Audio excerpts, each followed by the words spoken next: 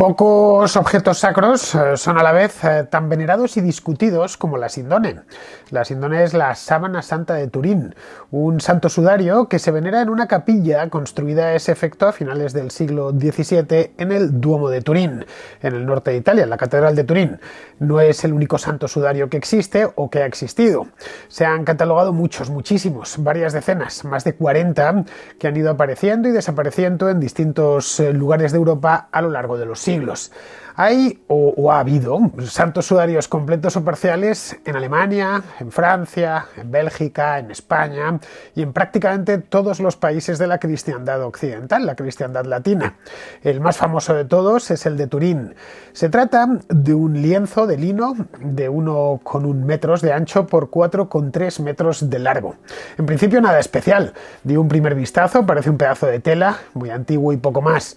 Pero si se mira con atención y reparando en los detalles, se puede apreciar en color ocre la figura sobreimpresionada de un hombre que se parece a la imagen estereotipada por el arte que todos tenemos en la cabeza de Jesucristo tras descender de la cruz. Los que conozcáis algo el tema me diréis que la imagen no es de color ocre, sino negra y blanca, pero no, eso que habéis visto no es más que el negativo contrastado de una fotografía. En el positivo hay que poner algo de ojo, algo de atención para distinguir los contornos del rostro y del resto del cuerpo. Bien, este pedazo de lino del que os acabo de hablar es en torno a lo que gira una formidable polémica que se arrastra desde hace décadas, pues prácticamente diría que más, desde hace siglos. ¿Por qué? Os preguntaréis. La razón es fácil de entender. Hay mucha gente que está completamente convencida de que esta reliquia de Cristo es verdadera. Es decir, que ese paño de lino contuvo hace unos 2000 años el cuerpo de Jesucristo cuando fue amortajado tras la crucifixión. De primeras, nada de lo que alarmarse. Las reliquias de la Pasión son muy habituales en Europa porque se convirtieron en un símbolo de estatus y de importancia para los monarcas, para los príncipes, para los monasterios, para los santuarios, prácticamente para casi cualquier iglesia que quisiese tener importancia tenía que contar con una colección de reliquias. No digamos ya si era una abadía o era un monasterio importante. Hay un poco de todo. Tenemos trozos de la cruz, uno de los más famosos está en Santo Toribio de Liébana. Esto está en la región de Cantabria, en el norte de España. Es el famoso lignum crucis, la madera de la cruz. Hay también simples astillas de la cruz, muy pequeñitas, de esas hay miles. En España, 20 ciudades aseguran tener astillas de la Cruz de Cristo. Solo Granada tiene 4, pero también hay en Málaga, hay en Segovia, hay en León, hay en Jaén, hay en Sevilla, hay en Málaga, hay en Valladolid, hay en Cáceres, hay en Córdoba. Todas, como digo, son de muy pequeño tamaño y están por lo general metidas dentro de un relicario más o menos lujoso, pero siempre las tienen muy bien custodiadas. Tenemos también santos griales. También hay uno de ellos en España, en Valencia concretamente. Está custodiado tras los muros de su catedral. Coronas de espinas. En España hay una espina en un monasterio de Valladolid que se llama a sí mismo el monasterio, quiero decir, se llama Monasterio de la Santa Espina, porque solo tienen una. En Notre Dame de París tienen la corona completa, pero la tienen, eso sí, sin espinas. Tenemos también clavos, de esos hay muchísimos, lo suficientes como para proveer a una ferretería y tenerla abastecida para una temporada entera. Hay más cosas, hay esponjas empapadas en vinagre con la que dieron de beber a Cristo en su agonía. Por tenemos hasta el letrero, el Titulus Crucis, el famoso INRI, acrónimo en latín de Jesus Nazarenus Rex Judeorum, es decir, el delito que había cometido, de Jesús Nazareno, rey de los judíos. En resumen, como podéis comprobar, el sudario de Turín es una reliquia más de la Pasión, una más de las miles que llegó a haber repartidas por toda Europa entre los siglos XII y XVII, que fue esta la época dorada de las reliquias.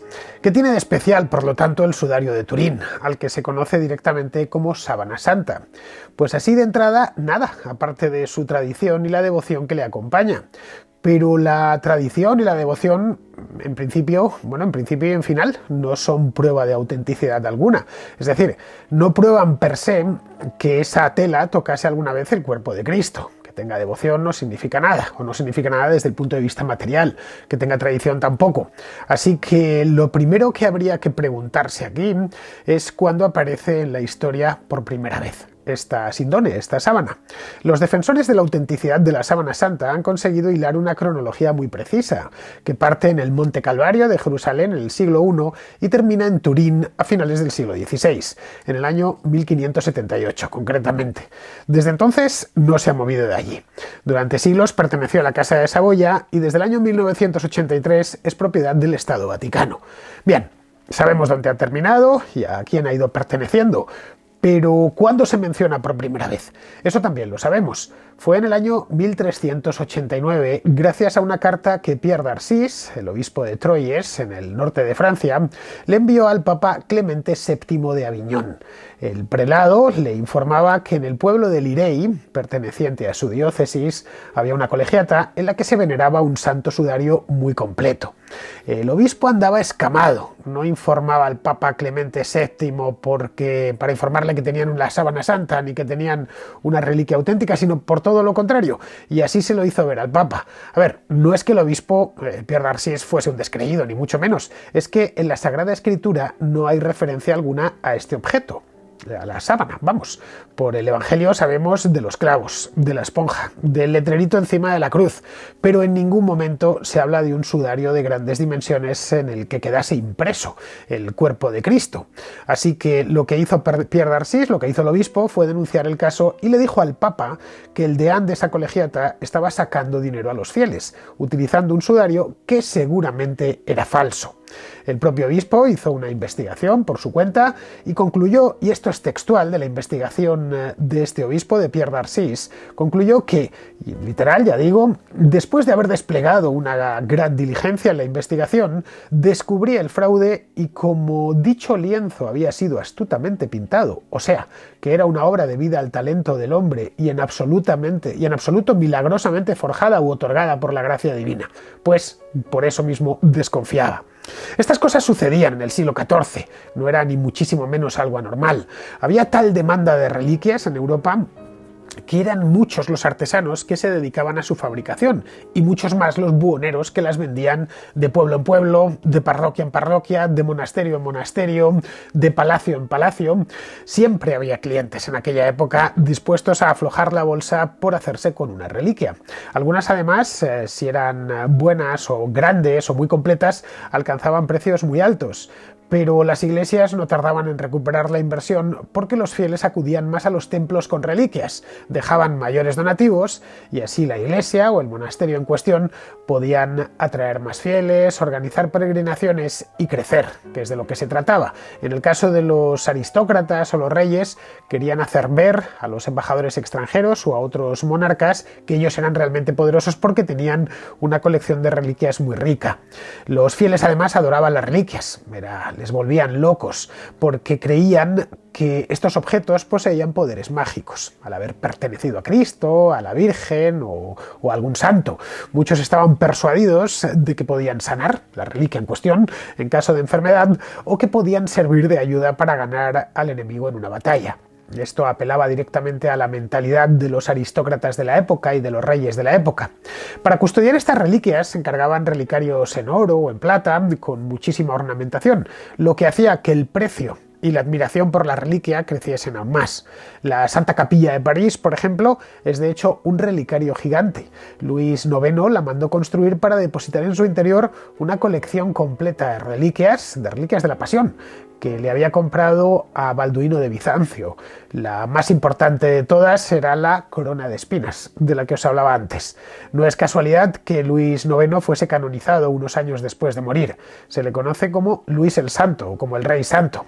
En España, unos siglos más tarde, Felipe II se llegó a hacer con una colección impresionante de más de 800 reliquias. Tenía tantas que en el Escorial tuvo que levantar 2 altares especiales para ellas.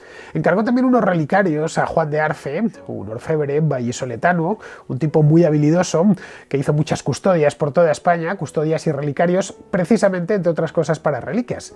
No todas las reliquias eran de la Pasión, evidentemente, esas eran especialmente valiosas. La mayor parte de iglesias reliquias se conformaban con simples reliquias de santos, básicamente huesos. Eso creó algunas duplicidades y problemas. Como Europa, la Europa medieval y la Europa de la era moderna estaba muy mal comunicada y la gente apenas viajaba, nos encontramos con que hay nada menos que 19 mandíbulas de San Juan Bautista, o que de San Pedro, aparte de en Roma, hay fragmentos repartidos por otras ciudades, como por ejemplo Arles o la propia Constantinopla. Las reliquias eran un gran negocio. La ley de Say, la ley de los mercados, funcionaba en la Edad Media a pleno rendimiento en todo lo relativo a las reliquias. Cuantas más reliquias entraban en el mercado, más se demandaban. Las reliquias daban lustre a cualquier iglesia y ningún príncipe podía prescindir de ellas en su capilla privada por lo menos. Eso le daba muchísima importancia.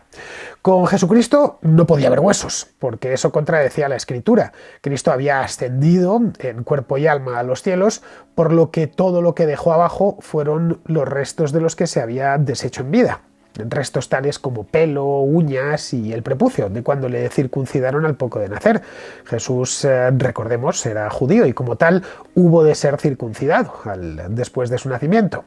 Llegaron a contarse hasta 14 santos prepucios en diferentes partes de la cristiandad, pero como los fieles no solían salir de su ciudad o de su comarca, no se enteraban de que la reliquia de su parroquia tenía competencia, no muy lejos además. A veces había un santo prepucio en una ciudad y a unos pocos kilómetros había otro.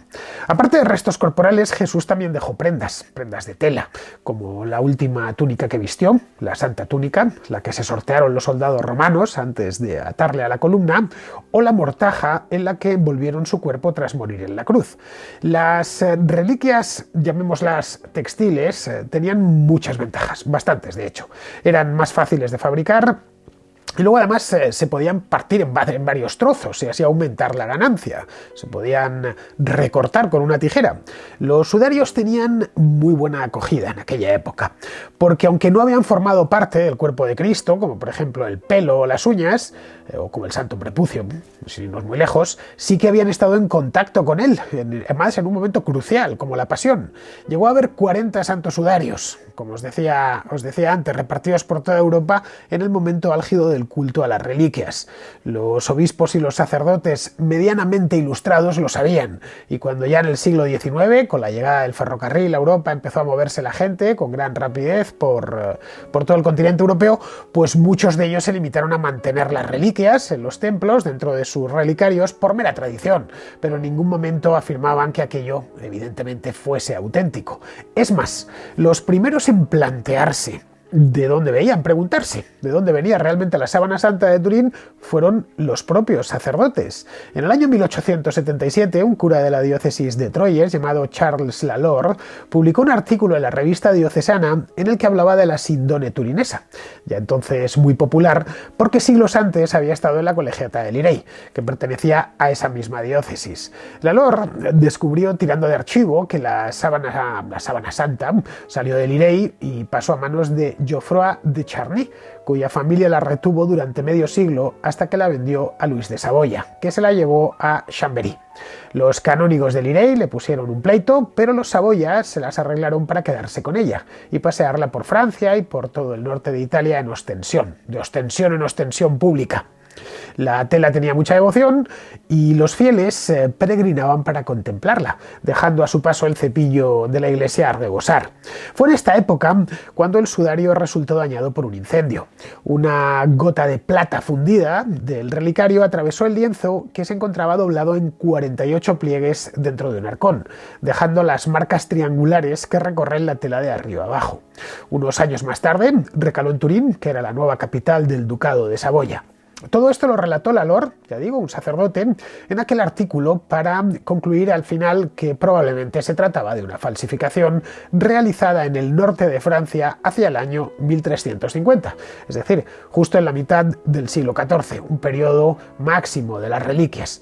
Pero Lalor no fue ni el primero ni el último en plantearse la autenticidad de la reliquia. El primero fue, ya os lo he dicho, el propio Pierre d'Arcis, en pleno siglo XIV, que dejamos más atrás escribiendo al Papa Clemente VII de Aviñón. Un siglo más tarde, cuando la tela se encontraba en manos de la familia de Geoffroy de Charny, pasó por la ciudad de Lieja, hoy en Bélgica. En aquel entonces estaba en Borgoña. Posteriormente esa parte de Europa ha ido cambiando de manos, incluso llegó a estar durante un par de siglos bajo el dominio de los reyes de España, pero bueno, la ciudad de Lieja. Allí el obispo de esta ciudad, Jan de Heinsberg, pidió que se investigase si era auténtica o no. Nombró a 2 especialistas en reliquias de su diócesis y se pusieron a ello. Concluyeron estos 2 especialistas que era falsa, porque las manchas de sangre no se habían oscurecido. Si eso fuese sangre de verdad, no presentaría un color ocre tan claro, después, pues eso, de casi 1500 años. Esto sucedió en el año 1449, mucho antes de que llegase a Turín. Así que habría que preguntarse por qué, de entre los muchos santos sudarios que pululaban por Europa en aquella época, ya digo, unos 40, este y justo este ha de ser el auténtico, a pesar de que tiene 3 informes eclesiásticos en contra, hechos en los siglos XIV, XV y XIX. Esa pregunta solo la pueden responder los que creen que el sudario de Turín realmente contuvo al cuerpo de Cristo. Nosotros, entre tanto, podemos ir haciéndonos otras preguntas, como, por ejemplo, ¿qué fue del sudario desde el momento de la crucifixión hasta que milenio y medio después aparecen los registros históricos? Pero eso lo haremos en el próximo capítulo.